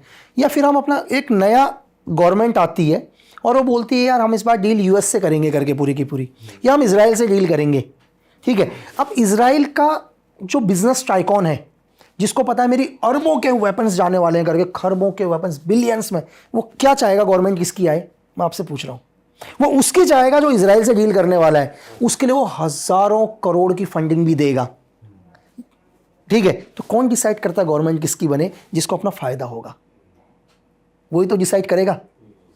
कि अभी एग्जाम्पल के लिए कि किसी भी अभी कोई आदमी एक प्रोजेक्ट को लेकर चलता है, ठीक है, और US का ट्रम्प बोलते हैं उनसे कि यार जैसी मेरी गवर्नमेंट आती है ये प्रोजेक्ट तुम्हारे पास, ठीक है, और क्या कहते हैं, अब वो आदमी अपने हजारों करोड़ की फंडिंग भी देगा, वो साम दाम दंड भेद सब कुछ कर देगा ट्रम्प की गवर्नमेंट लाने के लिए। तो गवर्नमेंट डिसाइड कुछ पावरफुल लोग ही करते हैं कि गवर्नमेंट किसकी बने करके। और वो कैसे होता है, मैंने आपको थोड़ी देर पहले बताया कि आप किसी नेता से नहीं मिले कभी भी, लेकिन आपके दिमाग के अंदर एक पिक्चर बन चुकी है। वो पिक्चर कैसे बनी है, कैसे बनाई है, उसके पीछे बहुत एक लॉन्ग प्रोसीजर होता है, मतलब प्राइम मिनिस्टर भी एक कंट्री का वो फेस नहीं है, वो बस एक फेस है, मतलब वो नहीं है जो कंट्री चला रहा है, ऐसा कह बहुत सारे, अब मैं आपको एक चीज़ बताऊं कि कई बार बहुत सारे लोग हैं, मैं ऐसे लोग बताऊंगा घर में पानी नहीं आ रहा होगा, उनका नल नहीं आ रहा होगा, गाली प्राइम मिनिस्टर को दे रहे होंगे कि यार हमारे घर में नल नहीं आ, यार मतलब एक चीज़ ये सोचो ना कि आपके घर में पानी नहीं आ रहा, आप कंप्लेन किससे कर रहे हो? प्राइम मिनिस्टर से। आपको उस दिन समझ में नहीं आया जिस दिन आपने दारू की बोतल ली थी वोट देने के लिए यहाँ पर लोकल एमएलए को, ठीक है? जब आप लोकल एमएलए से भाई साहब दारू की बोतल ले लिए तो फिर लोकल एमएलए भी तो अपना वो कोटा पूरा करेगा ना यार, जो आपने पैसा लिया है। आप सबसे पहले खुद के अंदर जो मतलब किसी भी देश की जनता है वो खुद से क्वेश्चन नहीं करती पहले यार। इस बार इलेक्शन आ रहे हैं, उनको सब कुछ चाहिए इलेक्शन में, उनको पैसे भी चाहिए, चीजें भी चाहिए, फिर आप क्या उम्मीद कर रहे हो यार किसी गवर्नमेंट से? अगर मैं इलेक्शन के अंदर 2 करोड़ 5 करोड़ लगा के इलेक्शन जीत रहा हूं तो मैं वो भी तो रिकवर करूंगा यार। तो उस चीज के लिए भाई सबसे पहले हमें खुद सही होना पड़ेगा। अगर जब तक हम खुद सही नहीं होंगे ना, आप एक चीज देखो, आप क्या चाहते हो? लोग अपने घर को बहुत साफ रखते हैं, मेरा घर, उनको मोहल्ले से मतलब नहीं है यार। मोहल्ले में बनिए कचरा वहां फेंक दे करके, तो देश तो बहुत दूर की बात है यार। जब आप अपने एक घर से बाहर नहीं निकल रही आपकी सोच कि मेरा घर, वो मतलब एक छोटे से, मतलब आपके घर के बाहर कोई गाड़ी लगा दे थोड़ी देर के लिए, आप बाहर आ जाते हो यूं करके, गाड़ी किसने लगा दी करके, तो क्या देशभक्ति की उम्मीद करोगे यार आप? और आप उनसे ये उम्मीद करोगे कि वो कल देश के लिए खड़े होंगे करके, जिन्हें गाड़ी लगाने में पार्किंग होगी थोड़ी देर दिक्कत पड़ गई। तो जब तक हर हिंदुस्तानी को, दुनिया के हर आदमी को पहले सेल्फ होना पड़ेगा यार। अगर जो आदमी कंप्लेन कर रहा है ना, पहले उससे पूछो यार तूने क्या किया है करके। हर आदमी को देखो सर, 15 अगस्त के दिन पूरी दुनिया की डीपी चेंज हो जाती है, 16वें अगस्त में दोबारा किसी और की आ जाती है यार। सही बात है, करेक्ट बात है। हाँ 16वें दिन में डीपी, बिल्कुल एक दिन के लिए दुनिया की सब चीज़ें कर लो। सर ये दिखावे से नहीं होगा यार, करना पड़ेगा। उन बच्चों को भी याद करो जो 18 साल के बच्चे -40 डिग्री टेम्परेचर पर खड़े होकर ड्यूटी दे रहे हैं यार। कभी यहाँ 45 डिग्री 50 डिग्री में जैसलमेर में बैठे हुए हैं, वो भी तो किसी माँ के बच्चे हैं बस। लेकिन एक दिन याद करना है, तो ऐसा नहीं है सर। मैं आपको ये बोल रहा हूँ, पहले हमें खुद को सही होना पड़ेगा। जब तक हम खुद सही नहीं होंगे ना, जब तक दुनिया का कोई भी देश प्रोग्रेस नहीं कर सकता। आप कितने भी बड़े लीडर को लेके आ जाओ, आपकी जनता को सही होना पड़ेगा यार। क्या करोगे? एक चीज़ बताओ, एक बहुत अच्छा लीडर बैठा है अभी ऊपर, वो चाहता है कि देश सही हो, लेकिन उसी के पार्टी के कुछ लोग उसे सपोर्ट नहीं कर रहे हैं। क्यों सपोर्ट नहीं कर रहे हैं? क्योंकि हम जैसे लोगों की वजह से, क्योंकि हमने दारू की बोतल के बदले वोट लिया है यार। वो चाह के भी डिसीजन नहीं ले पा रहा है, सरकार गिरा देंगे करके। सर लोगों का ये गलत राह पे जाना है, फिर गलत मेंटल स्टेट रखना अपने लीडर्स को लेकर, या फिर जो भी है, ये लैक ऑफ एजुकेशन की वजह से हो रहा है हमारे देश में, ऐसा है क्या? यार लैक ऑफ एजुकेशन भी नहीं कहेंगे, यूथ हमारी दुनिया में हमारा सबसे ज़्यादा है, ठीक है यार। कि सबसे पहले क्या, मैंने आपको बोला, सबको शॉर्टकट चाहिए, सबको शॉर्टकट चाहिए आज के टाइम में। मतलब 90% लोगों को शॉर्टकट रास्ता अपनाना, रातों रात नाम चाहिए, पैसा चाहिए, शोहरत चाहिए, मेहनत नहीं करनी वैसी। मतलब मैं आपसे नहीं कह रहा मुझे आपकी डिग्री नहीं चाहिए यार, आपके अंदर नॉलेज कितना वो बता दो। जब बहुत सारे स्कूल्स नहीं थे, नॉलेज, आज भी हम चाणक्य को फॉलो करते हैं यार। कौन सा डिग्री कौन से कॉलेज से पढ़कर आए थे भाई? आपके अंदर नॉलेज होना बहुत ज़रूरी है। सही बात है। और आपके अंदर भाई आज के अंदर मतलब सेल्फ डिसीजन की पावर ही नहीं है। ये जो कर रहा है वही मैं करूंगा, इसने वो किया वही मैं करूंगा, भाई खुद के अंदर मतलब डिसीजन पावर नहीं है। सर मैं आपका एक्सपीरियंस जानना चाहता हूँ। आपने नरेंद्र मोदी जी जब सीएम थे गुजरात के, उनके साथ आपने टाइम सर्व किया है अपना, उनको उनकी सिक्योरिटी में रहे हो आप, तो थोड़ा उस बारे में बताओ, वो कैसा था? सर मैंने बिल्कुल ही चेंज ही नहीं देखे यार। आज भी मैंने कभी उन्हें छुट्टी करते हुए नहीं देखा भाई, ये मैं बोल रहा हूँ, मैंने कभी नहीं देखा। मतलब कि उन्होंने लीव ली हो, जितने भी दिन मैं उनके साथ था, शायद मैं 90 या 92 डेज तक उनके साथ रहा। कि एक ऐसा लीडर, ऐसा नहीं है, मैं देखो मैं किसी मेरे लिए सारे धर्म बराबर है भाई। मैं उस एजेंसी से आया हूँ जहाँ मुझे पहली बार अभी आके पता चला है कि हिंदू मुस्लिम सिख ईसाई भी सब हैं करके अलग। उससे पहले मुझे पता ही नहीं था यार। हम लोग एक ही मंदिर में जाते थे, एक ही गुरुद्वारे में बैठते थे, अभी बाहर आके पता चल रहा है मुझे कि भाई धर्म भी कुछ है करके। ठीक है, मैंने हर धर्म के लड़के के साथ ऑपरेशन किया है यार, हमने मिल के काम किया है।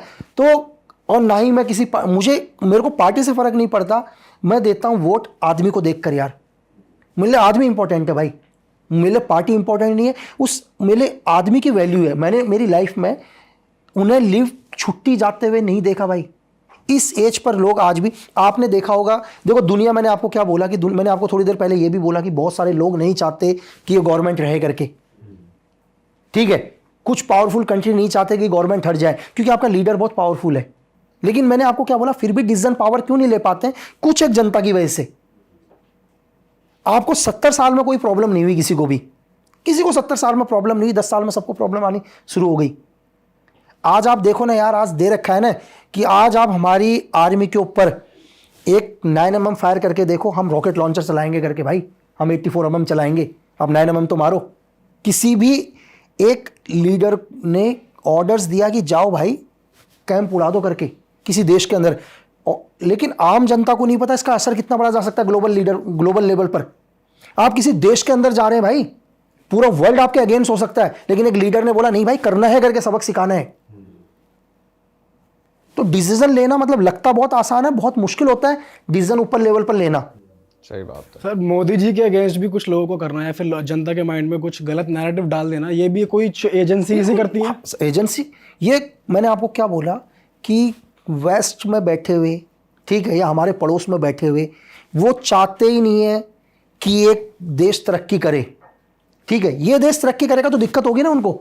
मैं एक छोटा यार आपको और मैंने आपको बोला कि 2 कंपनी एक ही सामान बना रही है, तो हर आदमी चाहेगा ना मेरी कंपनी का सामान बिके, उसकी कंपनी कैसे बर्बाद हो, तो हमारा देश कैसे बैकफुट में जाए, उसके लिए मैं 100 रुपये भी खर्च कर दूंगा, क्योंकि अगर मैं बैकफुट में जाऊंगा तो मैं 1000 रुपये कमा लूंगा यार। सही बात है सर।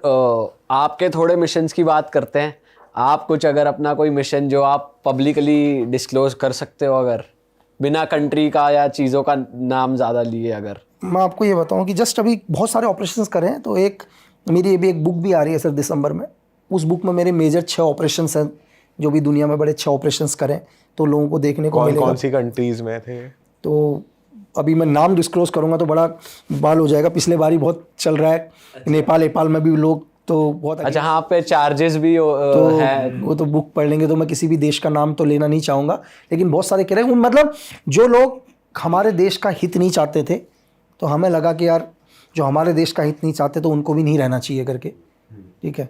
तो बहुत सारे ऑपरेशन है। तो आप बता सकते हो कोई आपका मेमोरेबल जो बुक में भी हो? बुक तो आएगी तो हम देखेंगे ही, तो उसके अलावा कुछ बस बताओ। एक था कि यार हमारी करेंसी को कैसे भी करके हमारे को एक इन्फॉर्मेशन लगी थी कि हम एक आदमी को बहुत टाइम से फॉलो कर रहे थे, बहुत ही टाइम से नहीं मिल पा रहा था, लेकिन एक छोटा सा क्लू मिल गया था कि उसका एक बंदा इस टाइम जेल के अंदर है करके, ठीक है। तो उस टाइम ऑलरेडी इत्तेफाक से मैं भी जेल के अंदर ही था, तो मैं उस आदमी से मिला जो जेल के अंदर जाली करेंसी के अंदर, उसका नेटवर्क इंडिया के अंदर था पूरा का पूरा। तो मिलने के बाद दोस्ती हुई, चीज़ें आए, तो फिर मैंने पहले रैंडमली उससे पूछा कि यार किस केस में आए हो करके, बोल दिया यार ऐसे यार जाली करेंसी में आए, फेक लगा दिया। तो मेरे को तो पता था पूरा, वैसे ही पहले पता था। तो धीरे धीरे दोस्ती हुई, चीज़ें हुई, तो उसको भी पैसों की नीड हुई, उसको भी पैसों की ज़रूरत पड़ी। तो मैंने कहा यार पैसे की ज़रूरत तेरे को भी और मेरे को भी है। मैंने कहा मेरे कुछ लड़के हैं जो पैसा चला देंगे अगर कहीं से अरेंज करा सकता है तो। अब उसको पैसे, तो जेल चाहिए तो पैसे, तो उसने कहा ठीक है। बोला कितना करेंसी चाहिए करके, मैंने कहा यार 2-4-5 लाख रुपए दिलवा दे करके। तो जो भी भाव तय हुआ, उसने कहा ठीक है बंदा भेज और यहाँ से मिल जाएगा करके। मैंने कहा देख 10% तेरा 10% मेरा, दोनों भाई का। तो जाली करेंसी उसने दिलवाई, 5-1 लाख जाली करेंसी दिलवाई उसने। तो थोड़ा उसको पैसा मिल गया, तो उसको एक ट्रस्ट गेन हो गया, ठीक है, ट्रस्ट गेन हो गया। तो मैंने कहा यार करेंसी तो बढ़िया है, बिल्कुल। बोला यार बिल्कुल 42 फीचर्स हैं भाई, कोई पकड़ ही नहीं सकता करके, ठीक है। तो हमने उन नोटों को चेक करवाया और पता चल गया कि ISI के नोट है करके, पाकिस्तान से पूरा इंडिया आ रहे हैं करके, वो फीचर्स पूरे के पूरे पाकिस्तान के हैं करके, ठीक है। तो फिर मैंने उसको बोला कि यार ये बढ़िया, तो अगली डील एक करा, 50 लाख की डील करवा दे। तब उसने कहा 50 लाख की डील तो इंडिया में नहीं हो पाएगी करके। तो बस मैं यही सुनना चाह रहा था। तो मैंने कहा अपने आदमी चले जाएंगे भाई वहाँ। तो आदमी लोग वहाँ गए, उसने डील करवाई, उसको एक मोटा प्रॉफिट मिल गया, बढ़िया। लेकिन हमारे को पहुँचना था उस टारगेट तक जिसे हम चाहते थे। तो डील के बाद उसने कहा बढ़िया धंधा चल रहा है करके, उसको प्रॉफिट बहुत बढ़िया, भरोसा, उसको अच्छी कमाई मिल गई, बिल्कुल जेल में बिल्कुल जैसा रह रहा था बिल्कुल राजा की तरह हो गया, जेल में कमाई अच्छी आ गई उसकी। तो फिर हमने एक बहुत मोटी रकम, एक रिस्क लिया बहुत मोटी रकम का। अब उतना पैसा सुनकर उसने कहा ये तो मेरे हाथ में नहीं है करके, यार इसकी डील करने के लिए तुम्हारे को किसी से मिलना पड़ेगा, ठीक है। तो धीरे धीरे हम उस आदमी तक मिले डील तक करने के लिए। तो उसने कहा ठीक है, इतनी बड़ी डील पेमेंट वगैरह तुम हमारे को दिखा दो करके। ठीक है, हमने वीडियो कॉलिंग से पूरा उसको पेमेंट वगैरह दिखा दिया। तो उसने कहा ठीक है, ये डील मेरे हाथ में नहीं है, इस डील को मेरे सुपीरियर करेंगे, उसी की ज़रूरत हमारे को थी। और वो डील करने आया, उसको एलिमिनेट कर दिया। तो बहुत टाइम लगता है किसी चीज़ को करने में। तो उसको किल ही करा फिर आपने? कर दिया, ख़त्म कर दिया सर। ये आपने खुद एग्जीक्यूट करा या नहीं, आप मैंने जेल में थे? execute आप नहीं किया। इन्फॉर्मेशन दे रहे थे? मैं इन्फॉर्मेशन या हमारी टीम या जो भी थी, और पूरा जाली करेंसी का नेटवर्क ख़त्म किया। और ये कितने टाइम में एग्जीक्यूट हुआ था पूरा? पूरे प्रोसीजर को लग गए थे 4 महीने के आसपास, अच्छा। और बहुत पैसा भी खर्च हुआ। बट सर जब आप जेल में थे तो आप सर्व कर सकते हो, मतलब ऐसा था कि आप आपकी तो मैं आज भी information- कर दूंगा सर। आप भी, अगर आपके पास भी कोई अच्छी इन्फॉर्मेशन हो जो हमारे देश के हित के लिए हो, आप कभी भी दे सकते हैं। अच्छा बिल्कुल। अच्छा सर, इन्फॉर्मेशन आपके पास भी हो तो आप बिल्कुल सर आपके व्यूवर्स को भी बोलिएगा कि अगर उनको कभी भी ऐसा लगता है कि कोई ऐसा आदमी है जो हमारे देश के लिए अच्छा नहीं सोचता, ठीक है, जो हमारे देश के हित में नहीं है, वो कुछ गलत काम कर रहा है, तो अपने नज़दीकी पुलिस स्टेशन में जाके यार उसकी कंप्लेन करो। एक अच्छे नागरिक होने के नाते ये तो कर लो यार। सही बात है। ठीक है, तो ये कभी ना सोचें कि आप सेफ हो, क्योंकि आतंकवाद कब आपके दहलीज पर आएगा आपको कभी नहीं पता चलेगा यार। सर वैसे एक स्पाई और टेररिस्ट का जो माइंडसेट है वो बिल्कुल सेम होता है क्या? यार देखो कि अगर मतलब वो पॉजिटिव और नेगेटिव साइड छोड़ के कि देश के लिए। यार ये तो एक लाइन है, मैं लाइन के इस पार हूँ, मैं हीरो हूँ, मैं लाइन के उस पार चला गया तो मैं एक आतंकवादी हूँ यार। तो एक लाइन का फ़र्क है सर। बाकी सब वो सेम ही है कि भाई देश के लिए मरना और नहीं देश। देखो, एक स्पाई जो है वो कभी इनोसेंट को नुकसान नहीं पहुंचाएगा। एक आतंकवादी उसको करना ही दहशत है, चाहे हजारों लोग मरें। उसको क्या करना है, किसी भी मुल्क की गवर्नमेंट को गिराना, यहाँ की आर्थिक स्थिति को ख़त्म करना, दहशत फैलाना लोगों में, प्रेजेंट गवर्नमेंट के खिलाफ नफरत फैलाना। उसके लिए हज़ारों लोग भी मरे तो कोई फ़र्क। लेकिन एक स्पाई, बस ये है कि एक स्पाई जाएगा तो उस पर लगेगा एक आतंक मतलब देशद्रोह एक्ट लगेगा, बट वो टेररिस्ट नहीं है, is a not a terrorist यार। अच्छा सर, ऐसी कौन सी कंट्री है जहाँ पर अंदर घुस पाना बहुत मुश्किल है, मतलब जो इंटरनली बहुत स्ट्रांग है, बहुत क्लोज नेट है? चाइना। जैसे ही एंटर करूंगा मेरा रेटिना चला जाएगा उनके पास। मैं गाड़ी के अंदर भी जाऊंगा तो उनकी एजेंसी को पता चल जाएगा एक नया आदमी मेरे देश के अंदर आ चुका है करके, आपको पता ही नहीं चलेगा। हालांकि इतनी वो पॉपुलेटेड है, फिर मतलब भी आप जैसे ही एयरपोर्ट पर जाओगे तो उनको पहली बार पता चलेगा एक नया इंसान आ चुका है। आप जिस गाड़ी में बैठे होंगे और ड्राइव भी कर रहे होंगे, उसको पता चल जाएगा गाड़ी किसी और के नाम पर है, ड्राइव कोई और कर रहा है। और ये हर इंसान जो ट्रैवल भी कर रहा है, जो कोई काम से भी गया है, सबकी रिपोर्ट है। MSS आपने दुनिया में कभी उनके ऑपरेशन ही नहीं सुने होंगे सर।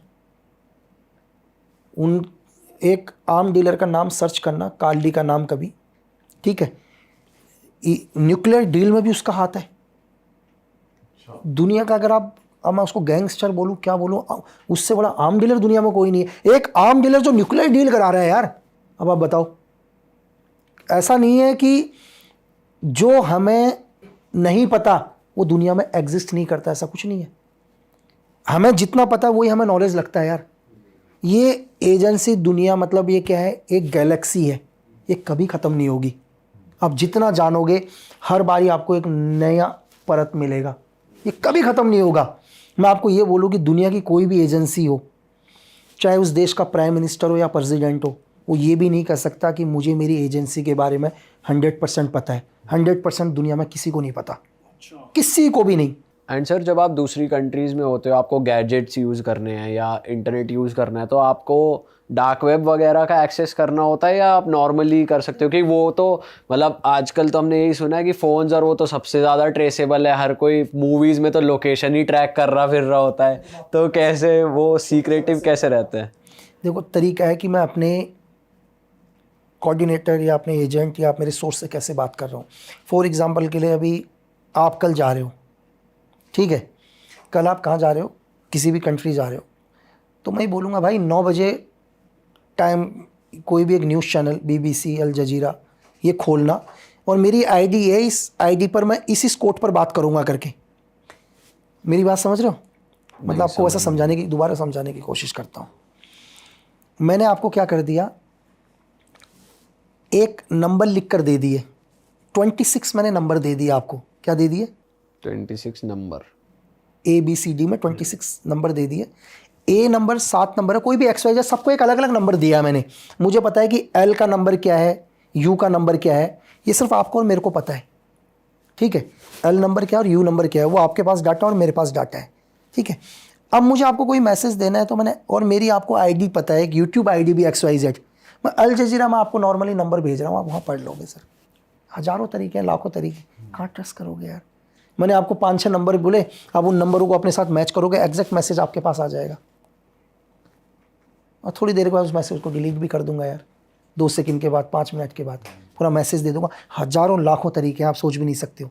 सर फोन वैसे सुन ही रहा होता है आपकी मोस्टली बातें, कोई भी हम बात कर रहे होते हैं वो मैसेज आ जाता है। फ़ोन पर बात ही नहीं करते हैं सर कभी दुनिया के अंदर। सर अभी एक बहुत इंटरेस्टिंग पेजर अटैक भी हुआ अभी जो इजराइल ने करा, तो ये इतनी हाईटेक टेक्नोलॉजी सिर्फ बहुत नॉर्मल टेक्नोलॉजी है, बहुत ही नॉर्मल। 2000 की है वो जो आज आप सुन रहे हैं, कुछ भी नहीं है दुनिया में। मैं आपको बताऊं कि दुनिया में 2 ही तरह की चीज़ें हैं, एक होता है बॉम्ब, एक है IED। बॉम्ब दुनिया की कोई भी ऑर्डिनेंस फैक्ट्री बनाती है, ठीक है, चाहे हम हो, इंडियन ऑर्डिनेंस फैक्ट्री हो, China ordnance factory, American. Bomb किसको मिलते हैं? दुनिया की आर्मड फोर्सेस को, अपने देश की सेफ्टी के लिए। लेकिन मिलिटेंट को क्या लगा कि यार हमारे पास भी क्या होना चाहिए, बॉम्ब होना चाहिए, तो उन्होंने एक नई चीज़ बनाई, IED। सेम काम वही करती है, ठीक है, लेकिन 4 चीज़ों को मिलकर बनती है। तो मैं 4 चीज़ें ना भी बताऊं तब भी चलेगा, ठीक है। जब तक ये 4 चीज़ें आपके पास नहीं होगी, जब तक कोई भी ID नहीं बनेगी। तो उसमें से एक सबसे मेजर चीज़ है इन 4 चीज़ों में, एक्सप्लोजिव के बाद, वो है पावर सोर्स। दुनिया का कोई भी बॉम्ब, चाहे वो परमाणु बम हो या एक नॉर्मल ID हो, उस ID को भी ब्लास्ट करने के लिए और परमाणु बम को भी ब्लास्ट करने के लिए पावर सोर्स की ज़रूरत होती है। पावर सोर्स दुनिया में 2 ही तरह के हैं, कहीं ऑडियंस बहुत कंफ्यूज ना हो, बहुत नॉर्मल तरीके से बता रहा हूँ। दुनिया में 2 ही पावर सोर्स होते हैं। एक पावर सोर्स क्या है? इलेक्ट्रिक, ठीक है, बिजली। दूसरी है आग। तीसरी पावर सोर्स दुनिया में है ही नहीं, ठीक है, फ्लेम या इलेक्ट्रिक। तो ये 2 चीज़ें दुनिया में जहाँ यूज़ हो रही है, उन सब चीज़ में बॉम्ब लग सकता है। तो पेजर बहुत नॉर्मल है। इन 2 चीज़ों को अगर अपनी लाइफ से अवॉइड कर दो, कर सकते हो। बट सर ऐसा भी हो सकता है कि हमारे ऐसा अटैक प्लान हो जितने मोबाइल फोन है वो सब एक्सप्लोड एक हो जाए, बिल्कुल, आप लाखों कर लो, ऐसा हो सकता है? पावर सोर्स बिल्कुल हो सकता है। आप लाखों, हजारों, करोड़ों कर लो, जितने मोबाइल फोनों में नेटवर्क है सारे हो जाएंगे अगर। लेकिन उसके लिए वो मोबाइल फोन आपके पास होना चाहिए। ऐसा नहीं है आपका मोबाइल फोन मुझे मिल जाएगा तभी हो पाएगा। एक यार, मुझे आपके मोबाइल के अंदर प्लांट करना पड़ेगा। 4 चीजों में से पावर सोर्स तो ऑलरेडी आपके मोबाइल में है। पावर सोर्स क्या आपके मोबाइल में? इलेक्ट्रिक है ना, ठीक है।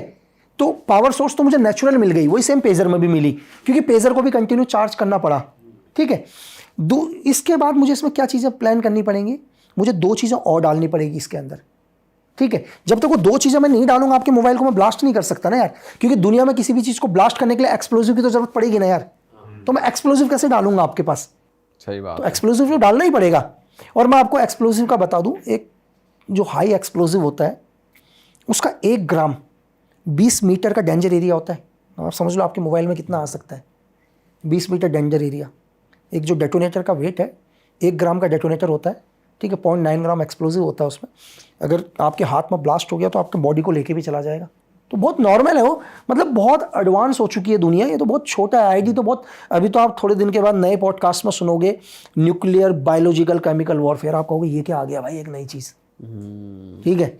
ये तो ID तो बहुत पुराना है। ये तो लिट्टे का जब LTT हुआ करता था, IDs तब के हैं यार। अगर आप सुसाइड बॉम्बर धानु की बात सुनो, तेलमुली राजरत्ना, जिन्होंने हमारे ex prime minister Rajiv Gandhi को ब्लास्ट किया अपने साथ, तो उन्होंने, वो भी तो एक ID है। वो क्या था? एक लड़की ने अपने बॉडी पर ID तो लगा कर आई है। सही बात क्यों? है। उसमें क्या है? उसमें कमांड लड़की हो गई, मतलब जो उसको ऑपरेट करेगी वो एक लड़की है, लगाया तो बॉडी में ही है ना। और मैं आपको एक बताऊं कि ID जो आप पेजर बोल रहे हो, इस दुनिया में कितने तरह की ID हो सकती है पता है? कितने तरह से ब्लास्ट हो सकती हैं? जितनी इस दुनिया में पॉपुलेशन है, वर्ल्ड की पॉपुलेशन कितनी है? 700 के समथिंग है। तो 700 करोड़ के समथिंग तरह के बॉम्ब बन सकते हैं, ID बन सकती है। अरे मतलब आप सोच ही नहीं सकते। अगर धरती में कोई ये बोल दे कि यार ये बेस्ट आइडिया, उससे मतलब एक इंजीनियर है ना, आप कह सकते हो कि इससे अच्छी बिल्डिंग नहीं बन सकती दुनिया में। आने वाले टाइम में और भी बढ़िया बनेंगी ना। तो वही जो बॉम्बर है, दुनिया में बॉम्बर आते रहेंगे, नए नए तरह के आईडीज़ बनाते रहेंगे, ठीक है। बहुत छोटा, मतलब मैं आपको एक उदाहरण बताता हूँ छोटा सा, कि एक ऐसी आईडी, ये भी एक बहुत नॉर्मल आईडी है, अगर वो किसी देश में प्लांट कर दिया जाए, लगा दिया जाए, वो तभी फटेगी जब उस देश का प्रेसिडेंट मूव कर रहा होगा या प्राइम मिनिस्टर मूव कर रहा होगा। ये बहुत नॉर्मल है। ये भी वो पड़ी रहेगी, 6-6 महीने तक पड़ा रहेगा रोड के किनारे, लेकिन ब्लास्ट पता है कब होगा? जब एक प्राइम मिनिस्टर का व्हीकल मूव कर रहा होगा या प्रधानमंत्री का व्हीकल मूव कर रहा होगा, तभी फटेगा। और ये भी मैं बता रहा हूँ नॉर्मल है, ये टेक्नोलॉजी बहुत नॉर्मल है। वो आप उस रोड से करोड़ों गाड़ियां जाएंगी डेली, सपोज करो कोई भी अपना डासना टोल टैक्स, कितनी गाड़ियां जाती होंगी, लेकिन जिस दिन वहाँ से देश की प्राइम मिनिस्टर की या प्रेसिडेंट की गाड़ी मूव करेगी, वो ब्लास्ट कर जाएगा।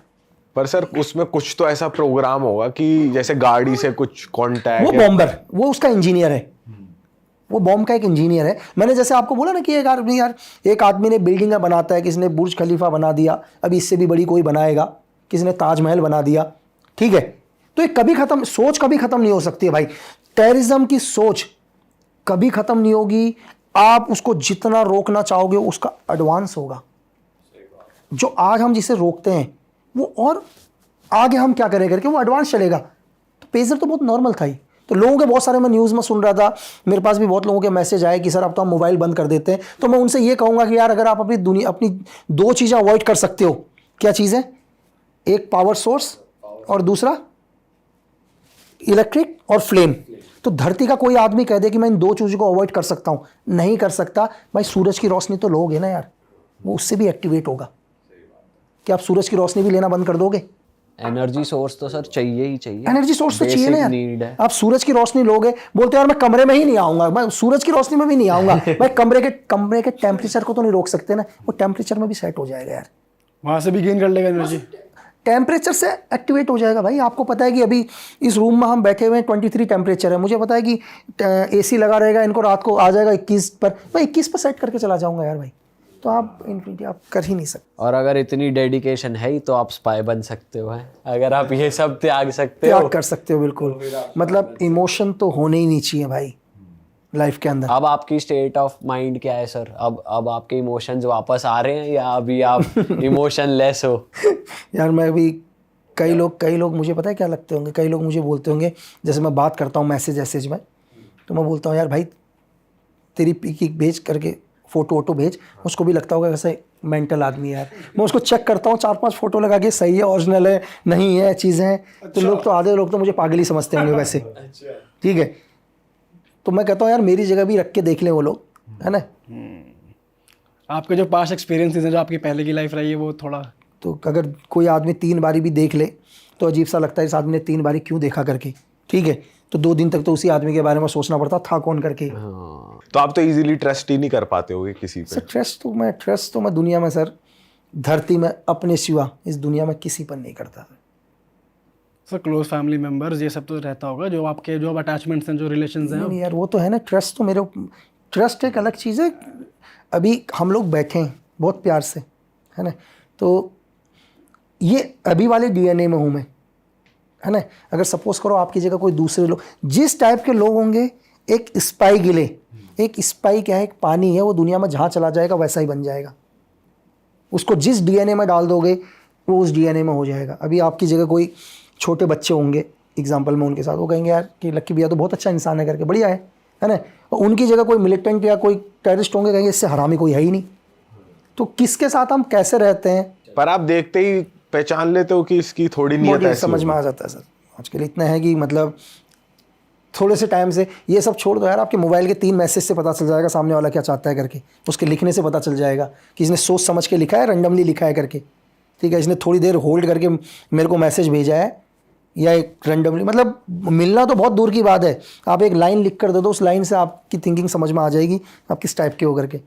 अच्छा, वाह, क्रेजी सर, मज़ा आ गया आपसे बात करके। और आपसे ऐसा लग रहा है दिन भर भी बातें चलती जाए तो आपके जो एक्सपीरियंस है और ज़िंदगी को देखने का नज़रिया, जो आप जी कर आए हो, जो आपकी नॉलेज है सर, अमेजिंग सर, मज़ा आ गया। और मैं जनता से कहूँगा भाई, अगर आपको मज़ा आया है तो पार्ट 2 के लिए ज़रूर कमेंट कर देना। और सर की बुक लॉन्च हो रही है दिसंबर में, सर थोड़ा बता दो। दोबारा आएंगे यार, दिसंबर में अपनी बुक लॉन्च है, ठीक है, जो सर वो आपका कैमरा वाला कैमरा वाला है, तो बिल्कुल जो दिसंबर में यार अपनी बुक है, और पहले बुक में इन्होंने इतना प्यार दिया, एस हुसैन जैदी सर ने लिखा वो बुक, और इतना प्यार दिया वो बुक 21 दिन में बेस्ट सेलर बन गई, ठीक है। तो आप जो बुक आ रही है उसका ऑथर मैं खुद ही हूँ, तो जैदी सर ने बहुत सपोर्ट किया आपके, उससे जैदी सर को भी बहुत थैंक्स करना चाहूँगा मैं। तो सेम पब्लिशर से ही बुक आ रही है, तो मैं चाहता हूँ कि यार आप इतना सपोर्ट करो, और उसमें दुनिया में आपको 6 दुनिया के बड़े ऑपरेशंस मिलेंगे देखने को, मतलब जिन ऑपरेशंस के बारे में वर्ल्ड में आपने सुना नहीं होगा कि ऑपरेशंस कैसे स्टार्ट हुए और उनको कैसे ख़त्म किया, तो सबको देखने को मिलेगा। All right sir, thank you so much. और जनता से मैं बोलूँगा कि इस पॉडकास्ट को अपने तक ना रखें, लोगों तक पहुंचा दें। ये जो सर की नॉलेज है, सर के जो एक्सपीरियंस है, लोगों तक पहुंचनी चाहिए। अगर आपको मज़ा आया तो इस पॉडकास्ट को लाइक कर देना, हमारे चैनल को भी सब्सक्राइब कर देना। और अगर आप सर से कनेक्ट होना चाहते हैं तो आप सर को इंस्टाग्राम पे भी फॉलो कर सकते हो, सर का इंस्टाग्राम यहाँ पे आ रहा था। दैट इज इट, हम मिलेंगे आपसे नए पॉडकास्ट में। Till then bye bye, see you, take care, जय हिंद। जय हिंद। जय हिंद।